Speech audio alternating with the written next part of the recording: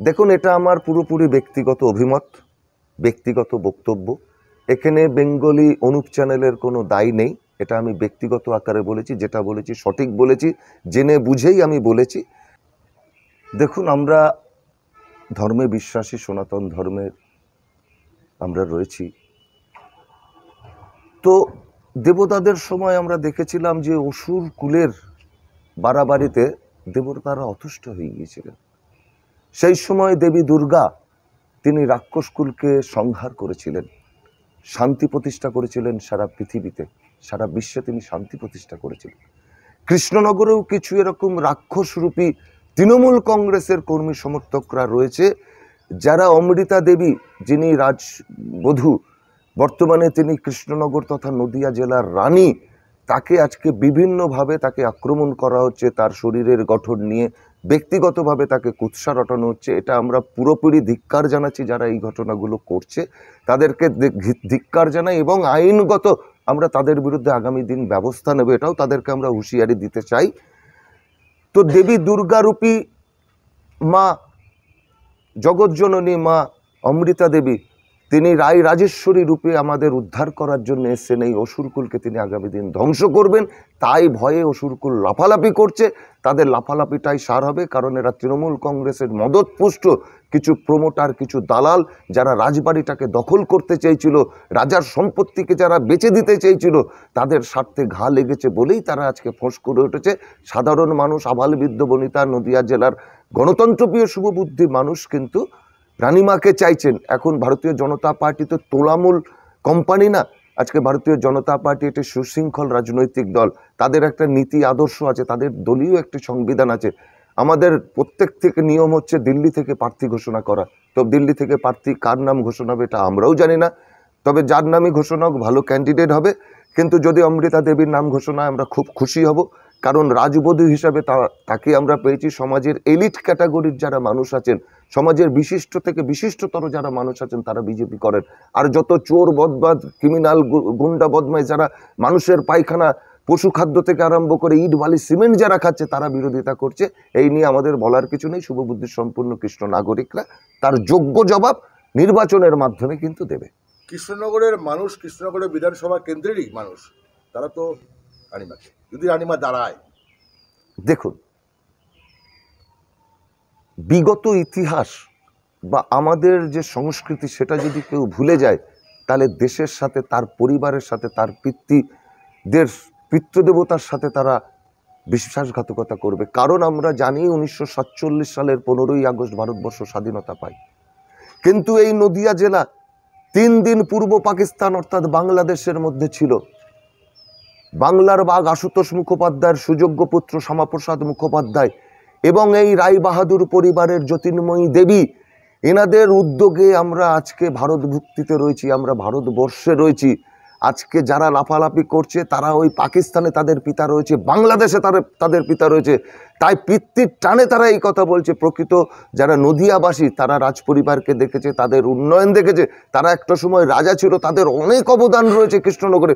অনেক জমিতে মানুষ তাদের জমির উপর বসবাস করছে, তাদের একটা ঐতিহ্য সারা ওয়ার্ল্ড ব্যাপী রয়েছে। ভারতবর্ষ, নদিয়া জেলার কথা বাদ দেন, ওয়ার্ল্ড ব্যাপী রয়েছে। সেই পরিবারটা আজকে ভারতীয় জনতা পার্টির সাথে এসছে, তাই তৃণমূল কংগ্রেসের গাত্রদাহ হচ্ছে। কারণ ভালো মানুষ ভারতীয় জনতা পার্টির সাথে থাকে, চোর, গুন্ডা, বদমাইশ, মানুষের পায়খানা খাওয়া লোকগুলো তৃণমূল কংগ্রেসে থাকে, তাই তাদের গাত্রদাহ হচ্ছে। কিছু তৃণমূল রূপী শয়তানকে দিয়ে এই প্রচারগুলো করছে, এগুলো মিথ্যে প্রচার। কৃষ্ণনগরের মানুষ শুভবুদ্ধি সম্পূর্ণ মানুষ, জাতীয়তাবাদী গণতন্ত্রপ্রিয় মানুষ, তারা জানে যে রাজপরিবার কি করেছে।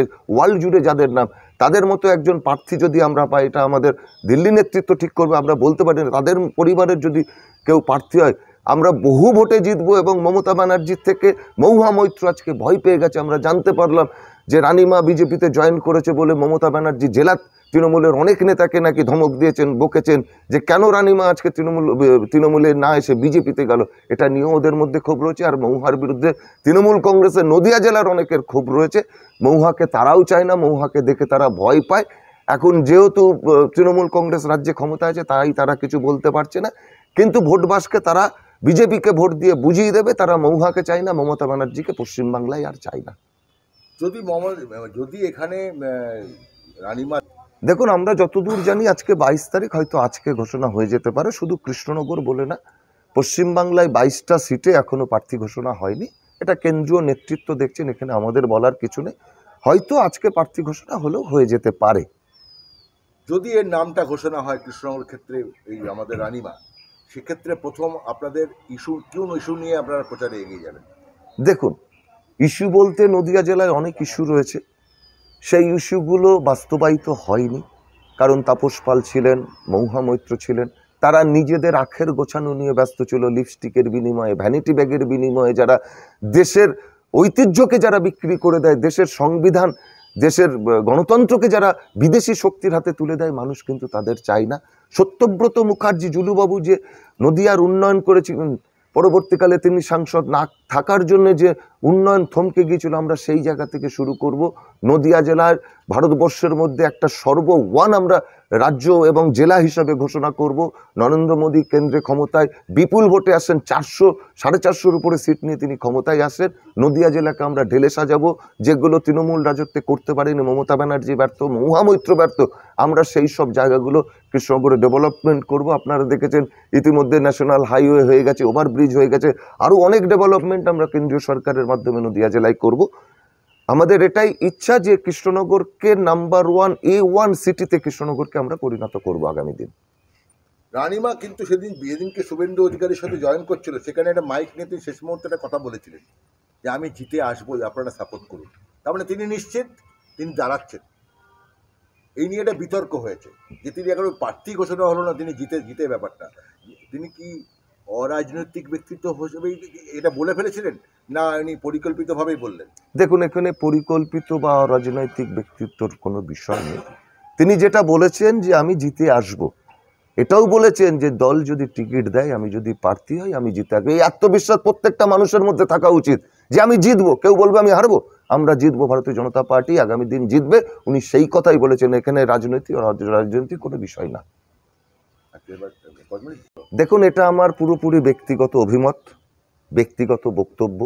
এখানে বেঙ্গলি অনুপ চ্যানেলের কোনো দায় নেই। এটা আমি ব্যক্তিগত আকারে বলেছি, যেটা বলেছি সঠিক বলেছি, জেনে বুঝেই আমি বলেছি।